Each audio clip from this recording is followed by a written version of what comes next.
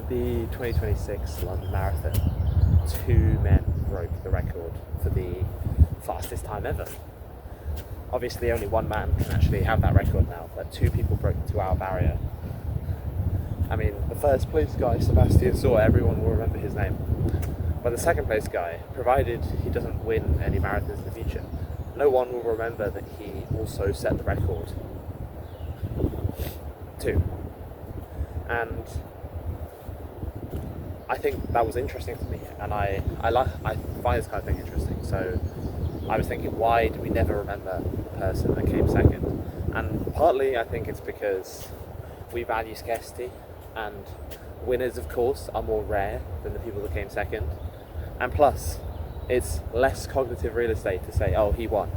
Whereas if you say he came second, you have to think about, oh, he's the first loser who did win, and then it's just easier to think about it in terms of who won rather than who actually came second.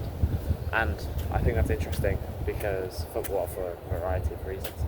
But it's like, I can tell you the name of every single Formula One world champion of all time, but I can't tell you many of them who finished second. And I guess we also aspire to be the victors. It's like, you'll never see the biography of someone that didn't do very well being published, but you'll always see the ones that succeed, and they'll always talk about their failures as adversaries. And I think about that because it's rare to see people. It takes a lot of courage to talk about your failures and how you didn't do very well, because everyone just assumes success is a straight line. But then I think it takes even more courage to talk about things that aren't going well while they're happening. And you could say that it's not a good thing to do because you're just complaining and you're actually not taking any agency. But I don't think about it that way. I think it's actually valuable, because if you are aiming highly and you talk about it while you are failing, while things aren't going well, then when things are going well, you have even more. You can say, you saw me while I was failing. It provides even more inspiration, at least in my opinion, because then people saw what it was like while you were going through it, and then what it was like afterwards as well.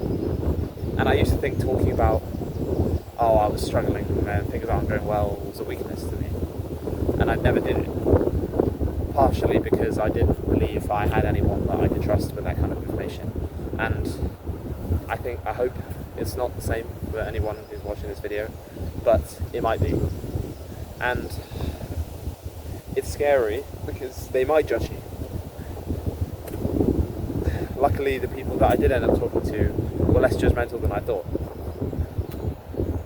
And I think most people are like that. Most people are not going to judge you for feeling badly.